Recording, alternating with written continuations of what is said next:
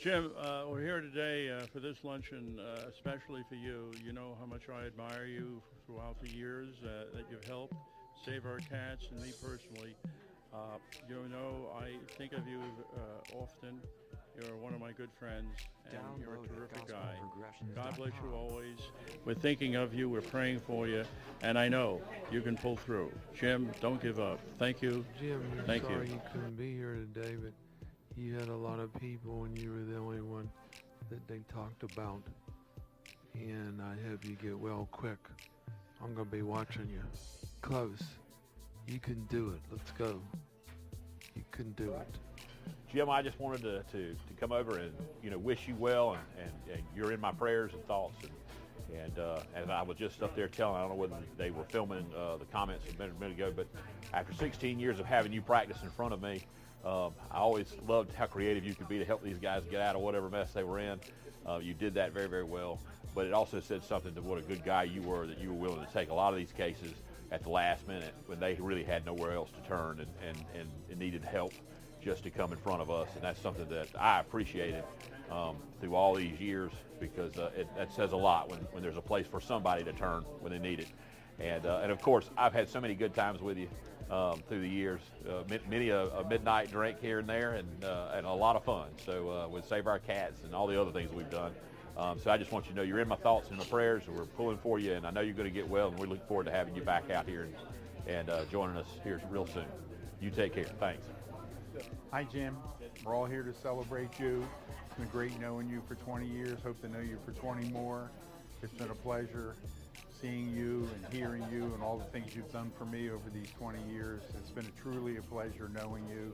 You're one of those kind of people you just never forget. And I hope to see you healthy, and God bless you. And we're just missing you here today and wish you could have been here. Jim, we all love you. I love you. And thank you for all the wonderful things you've done for me. God bless you. Hello, Jim.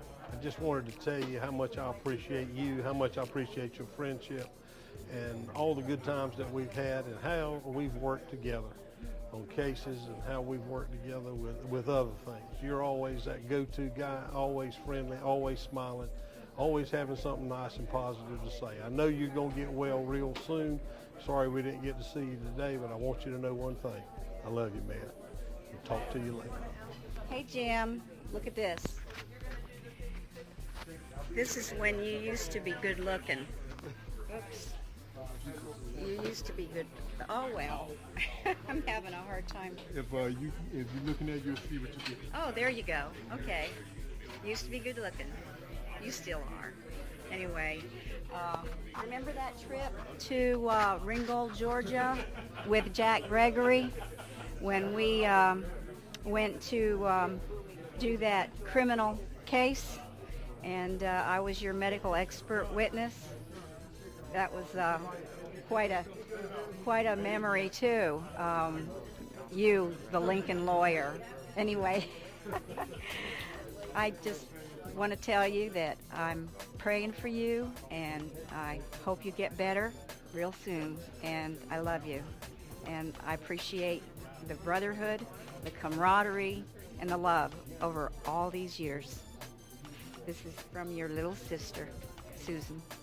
Love you. Bye. Jim, I wish all the best for you. I hope you get soon. Miss seeing you at different events.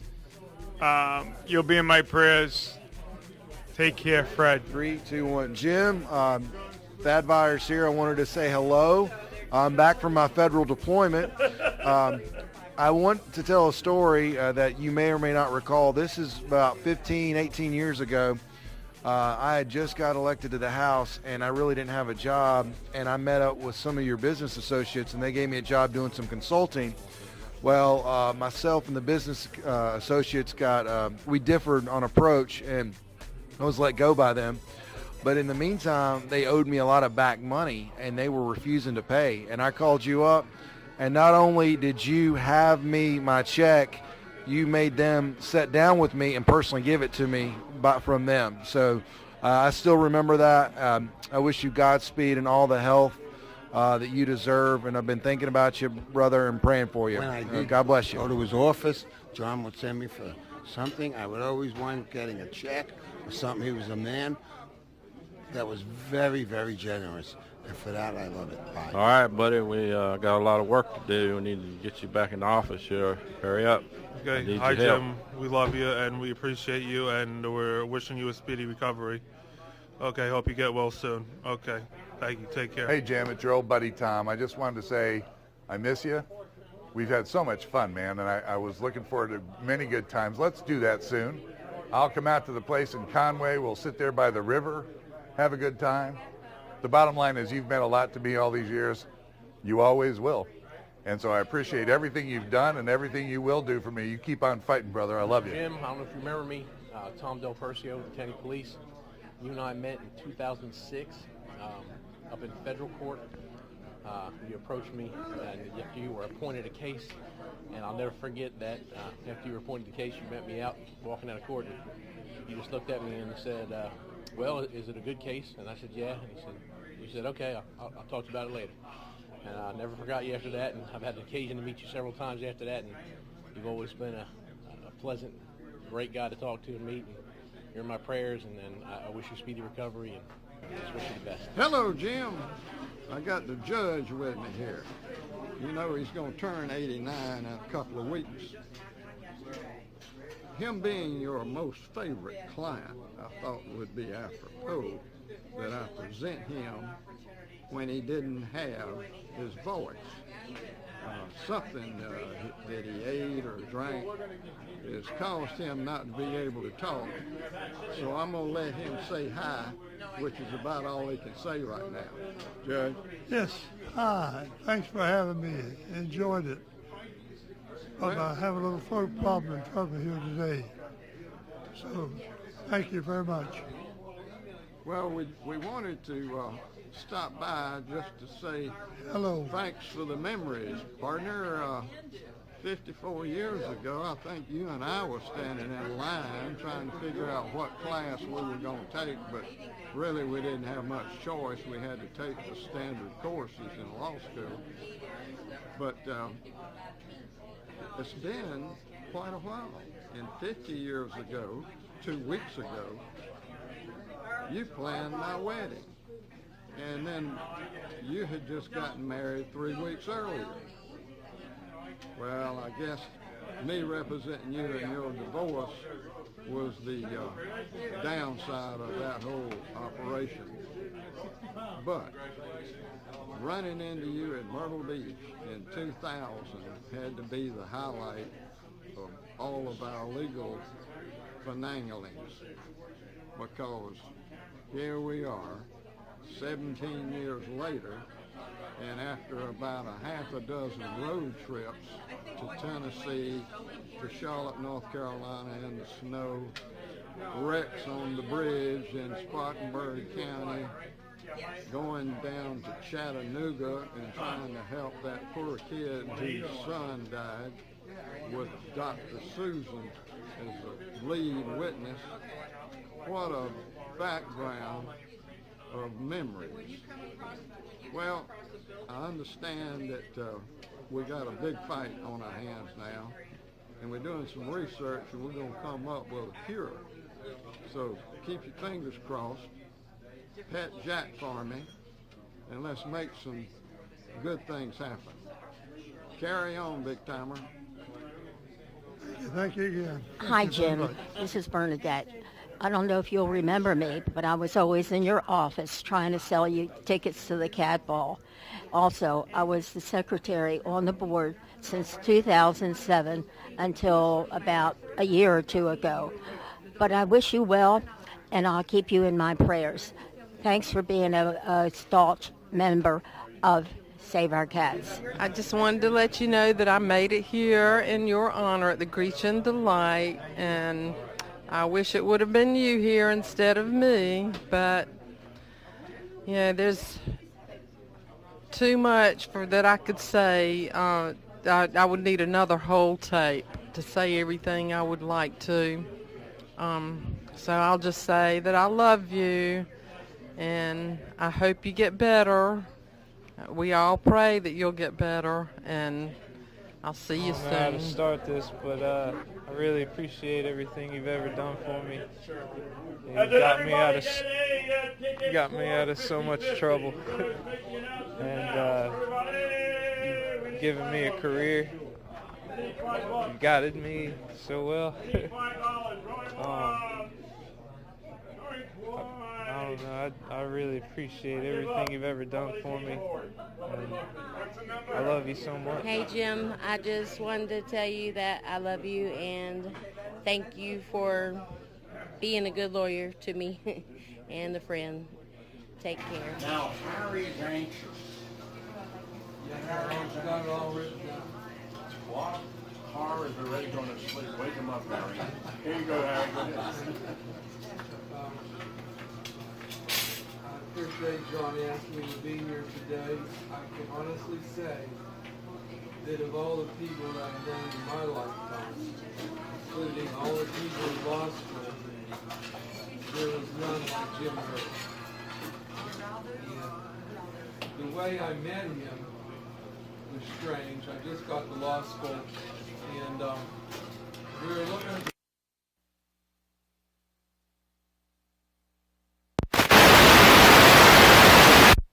plane on top of the tree.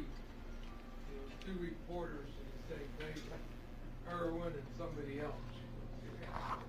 They were going on an assignment. They ended up sitting in the tree. And I didn't know Irwin that well to start with. Nobody did, because he came from, he went to North Carolina on a golf scholarship. He was a real good golfer. And I went to Clemson on a football scholarship. I don't know if I was a good player, but I could talk my way out of the huddle. But he did some crazy things that I haven't seen before. Like, generally, he would stay out all night a lot, and then come in sort of drunk and, come to class. So Coleman Karish, I think we were in his class, it's been years ago, but I'm sitting there and I was always trying to do my homework and everything. So he called on Jim Irwin to come up to the front of the class and give his case. So he took I gave him, he said, give me that paper. So I give him my paper, and I got one of the worst handwritings in the world. I'm a lefty, and you really can't read nothing. So he went up to the front of the class, and Karish was asking him some questions. I don't know, some little case that, we took out of the book. We were probably in our first year in law school, so we were going over all the simple items. So at the end of the case, he said, Irwin, who won the case, the plaintiff or defendant? Irwin said, the defendant. He said, no, you're wrong. And he had it on the paper, but he couldn't read it.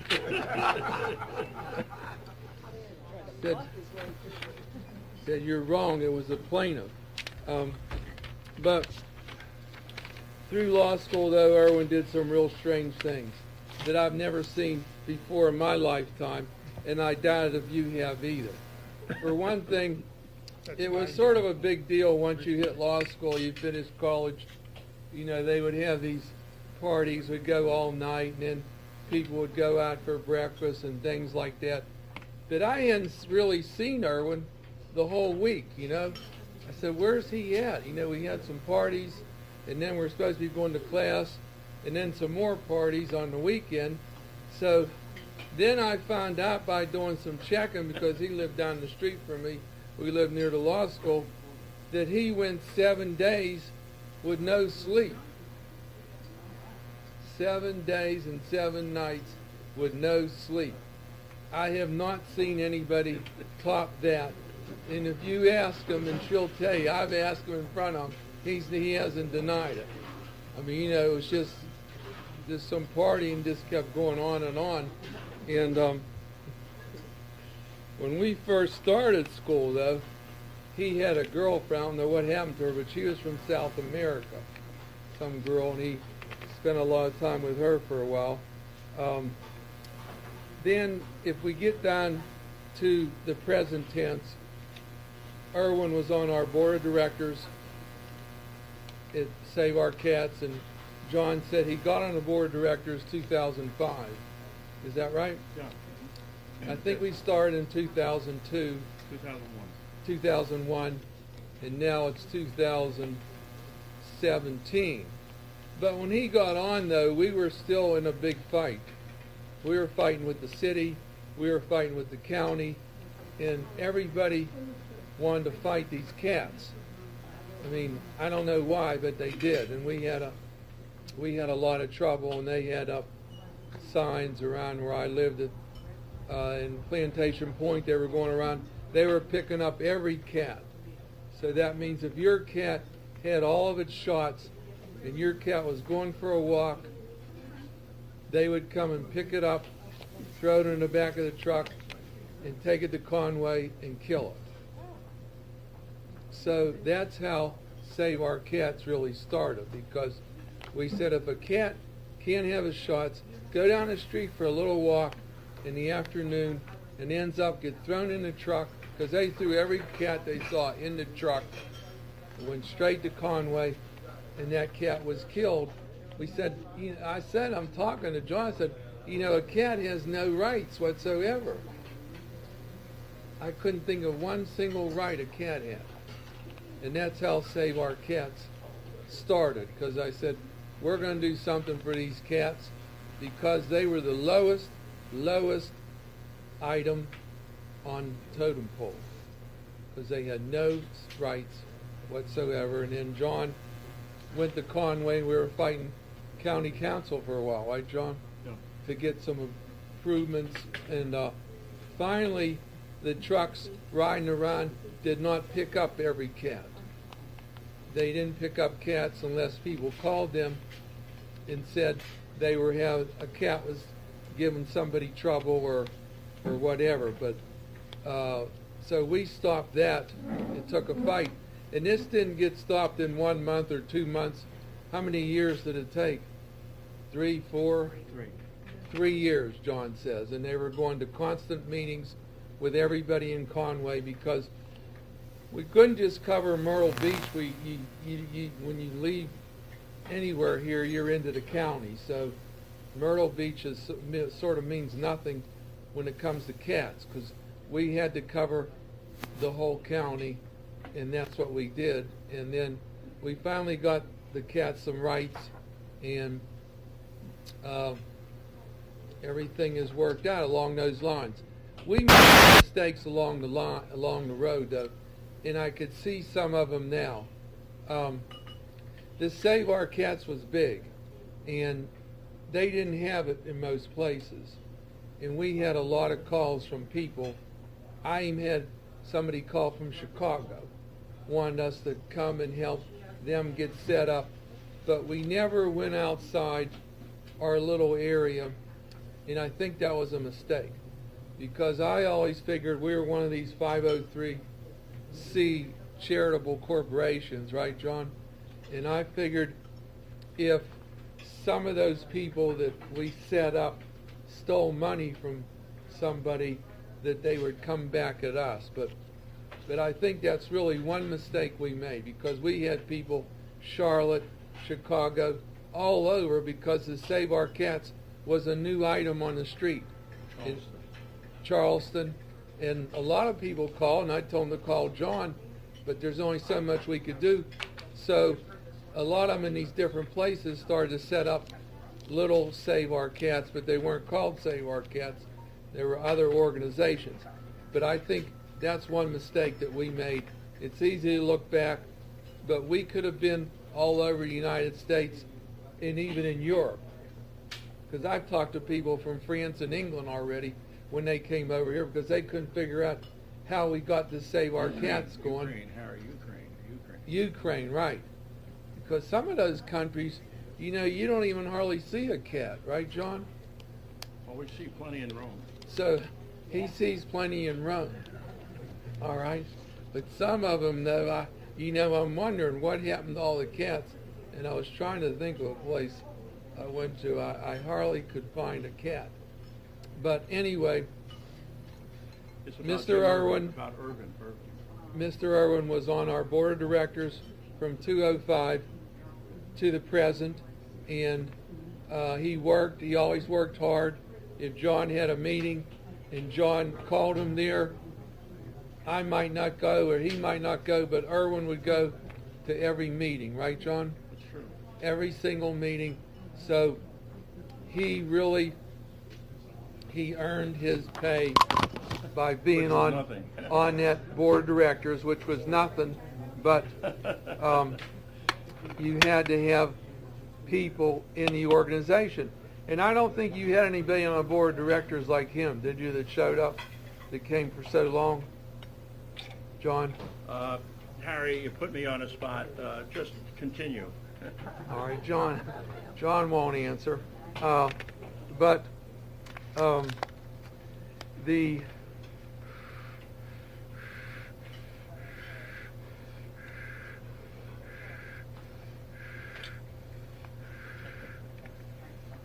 I think that's all I have. Yeah, very good, Harry. Thank you very much. Blessing that we have about Harry. Here. One blessing that we have with Harry. Harry can go back and tell tales that are very funny. Yeah. And Harry doesn't tell you that he was part of those tales. He was the instigator.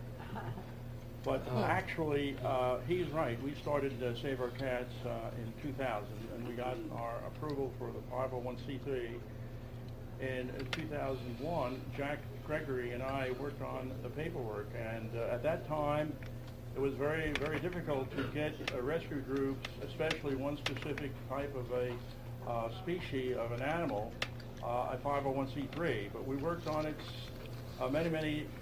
many months, and finally we succeeded in getting, not only are we a 501c3, but we're a permanent 501c3. We're not temporary. So consequently, we're in, and anybody that wants to utilize Save Our Cats with respect to tax exempt, they can. Walking in just a few seconds ago was our sheriff, Sheriff Thompson. Sheriff Thompson is a blessing for Horry County. He's such a man of great stature. Not only is he a terrific person to know and to have him serve us as our sheriff, but there's not one affair that I've ever organized or ran that the sheriff wasn't there to support us. And it's such a great pleasure to have him. Sheriff, would you want to say a few words on behalf of our organization? Say many words. But thank you for saying that. I appreciate the opportunity to be here. The world of Jim, he's been a friend of mine for a long, long time. Just hoping and praying he gets better. And thank all of you. Good to see him. Thank you. And the man of the year for the Cat Bowl one year was Randall Wallace. Randall was going to tell us what he did with the trophy. Right as you come in. So, but I do want to just thank all y'all for coming out and just say this about Jim Irvin. I do hope that he is on the mend and will get well. But he has been such a good guy for as long as I can remember in so many different causes. But one that he learned after 16 years on city council. We do occasionally end up doing business license revocations or sitting in quasi-judicial form and have to sit over here cases. And invariably, Jim has been in front of us over and over and over again representing people. And it was always fascinating to see him come up with a defense for some folks that he would represent. But it told me something about what just a truly good guy he is, because in a lot of these cases, when those folks had nowhere else to turn, to have some kind of defense, because a lot of times he would tell me he got in the case the day before. He was the person that they turned to. And he is somebody that's been always willing to champion folks who are in a tough spot. And I appreciate that a lot. And I'm looking forward to him coming back and practicing in front of us again. Letting him know he's been in our prayers and thoughts. Will continue to be. So, like I said, he's a really good guy. Thank you. Well, Joseph, you want to say something? Just a little. Jim Irvin came into my office many years ago. I can't remember, 10 years, 20 years. many years ago. He walks in and he says, I need a job. I said, you need a job? Sit there and talk to him. He told me he was a lawyer. And I said, well, where have you been practicing? He said, up the road a bit on the highway. I said, you practice along the highway? He says, hell yeah, I got a little cardboard thing. It says lawyer. And he was doing that between Myrtle Beach and North Myrtle Beach. I said, well, I could do you better than that. I could put you in a little library back there. So I put him in the library, and that seemed to work okay. But sometimes I go back there, he'd be asleep. What are you doing, Jim? Oh, well, you woke me up. I'm going to wake your ass up. Dr. Van Evan, want to say a few words? Dr. Susan Van Evan. This is more like a roast. I've known Jim for over 20 years, and he's always considered me to be like his sister. And I have some memories of him that are just unbelievable. First met him at Collector's Cafe. It was the day of one of his art shows that he has. He was sitting in Collector's Cafe with Pat May. And I walked up to look at a picture next to their table that was going to be potentially sold for the art show. And he looked at me and he said, who are you? Where are you from? And I said, I was living in Florence at the time. And I said to him, I'm from Florence. And he says, oh, do you know, what do you do? I said, I'm a doctor. I was an ER physician in Florence. And he said, well, do you know Dr. Paul Davis? He's my best friend.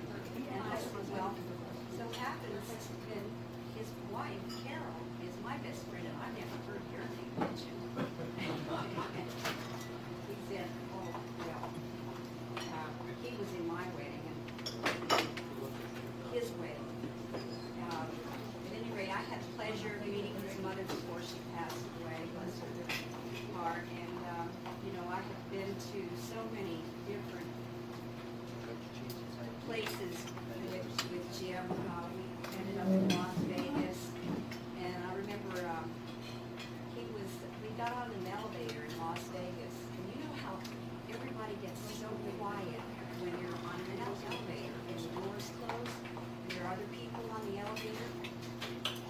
He was standing there just thinking, I guess, about which game he was going to play. And I tried to break the silence and I said, Jim, these silent people, I said, I am so glad that they finally got your mom out of jail. And he went, yeah. He went, what?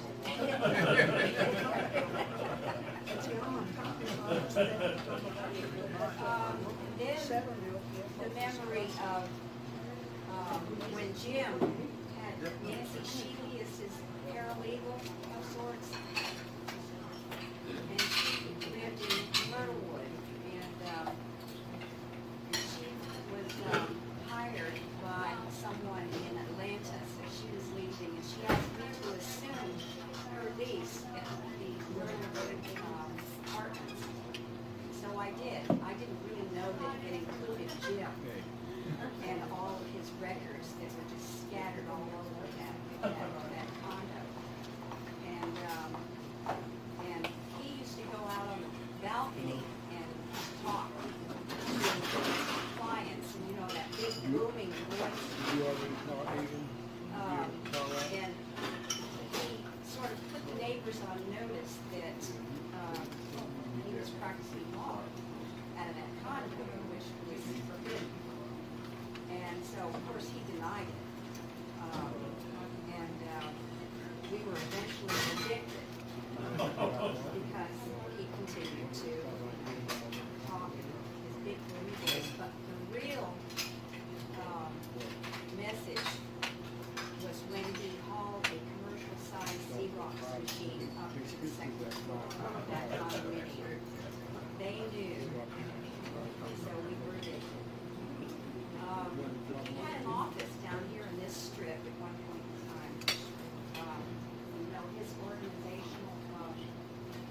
He didn't believe in filing cabinets. So it certainly made me appreciate the value of filing cabinets in my business. So at any rate, God love him. I just love that man, and I pray for his recovery. Love you, Jim. Well, we're going to have actually Harry. You ever see Harry's office, Harry Pavlak? Harry Pavlak's office, he doesn't believe in filing cabinets either. He has paperwork and checks. Today's 2017. He has them since 2010 on his desk. He never pays them. He writes out the check but gets the mailing.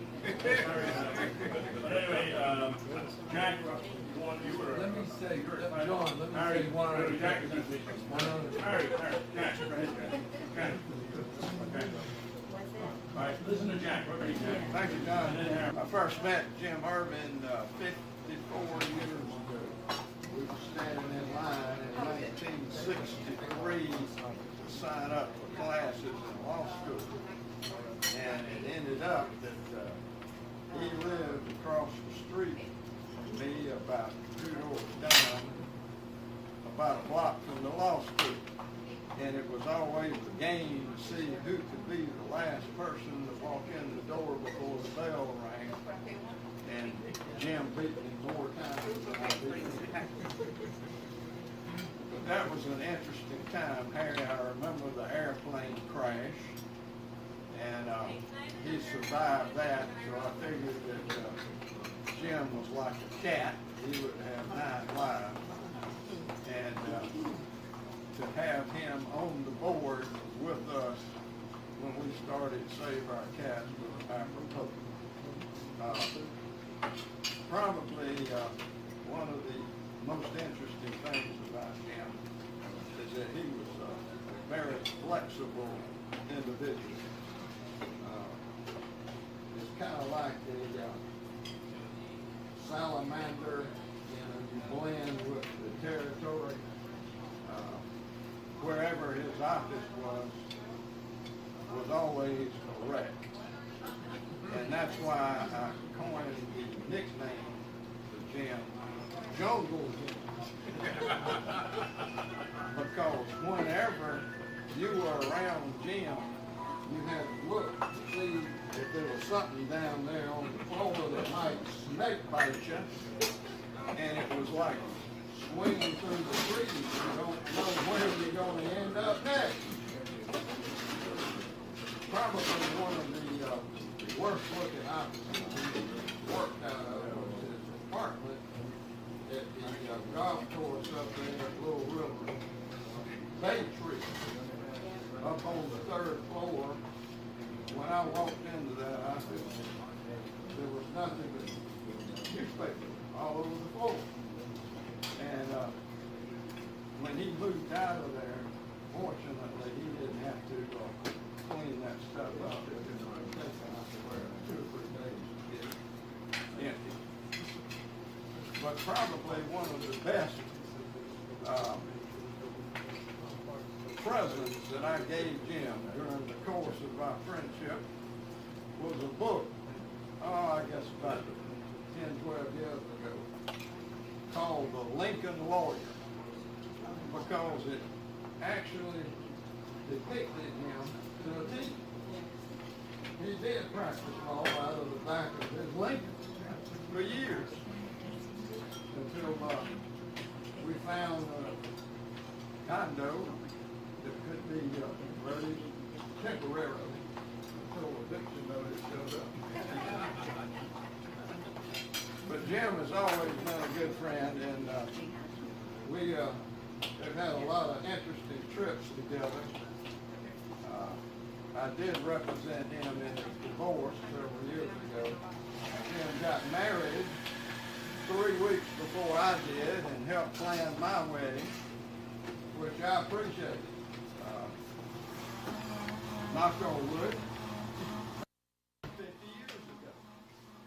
And we're still enjoying having a good friendship that we did. And I know Jim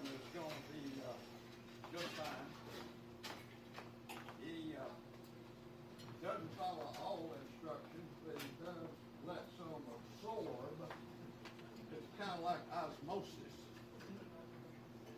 Put a sponge near water and eventually it gets wet. Jim, we're pulling for you, partner. Hang in there. I know you're going to do well.